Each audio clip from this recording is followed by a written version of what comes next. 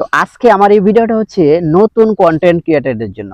অনেকে আমাকে ফোন দিয়ে বলেন যে সুমন ভাই নতুন পেজ খুলেছি, সেখান থেকে কিভাবে সফলতা অর্জন করব, সেই বিষয়ে যদি একটু পরামর্শ দিতেন। তো যারা নতুন ফেসবুক পেজ খুলেছেন, আমি সবাইকে বলবো যে এটাই, আগে আপনার একটা নতুন পেজ খোলার পর আপনাকে আগে ক্যাটাগরি ঠিক করতে হবে। মানে আপনি কোন ক্যাটাগরি নিয়ে ভিডিওগুলো আপলোড করবেন, সেটাকে আপনাকে আগে ডিফাইন করতে হবে। কোন ক্যাটাগরি নিয়ে ভিডিও, আপনি ফানি নিয়ে করতে পারেন, বা বিভিন্ন ক্যাটাগরি নিয়ে আপনি কাজ করতে পারবেন। তো আপনি যদি ক্যাটাগরি ঠিক করে আপনার মেধা দিয়ে ভিডিওগুলো প্রতিদিন আপলোড করেন, দৈনিক 3 থেকে 4টা রিল ভিডিও আপলোড দেবেন। অবশ্যই রিল ভিডিওগুলো 15 মিনিট প্লাস হতে হবে।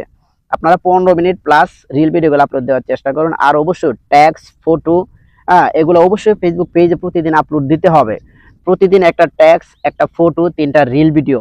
আর সপ্তাহে একটা বড় ভিডিও দেওয়ার চেষ্টা করুন। বড় ভিডিওটা হতে হবে 3 মিনিট প্লাস।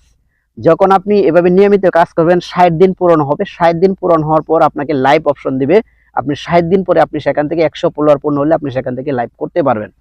তো আমার এই ভিডিওটা আজকে এই পর্যন্তই। এই বিষয় নিয়ে আরো অনেক ভিডিও আসবে, তো অবশ্যই সবাই দেখার অপেক্ষায় থাকবেন। ধন্যবাদ সবাইকে।